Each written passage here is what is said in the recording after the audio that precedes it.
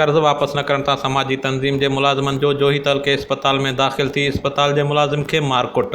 इस्पताल अमले कम छॾ हड़ताल शुरू करे छॾी। हमलो कंदड़ जवाबदारनि जे गिरफ़्तारी जो मुतालबो।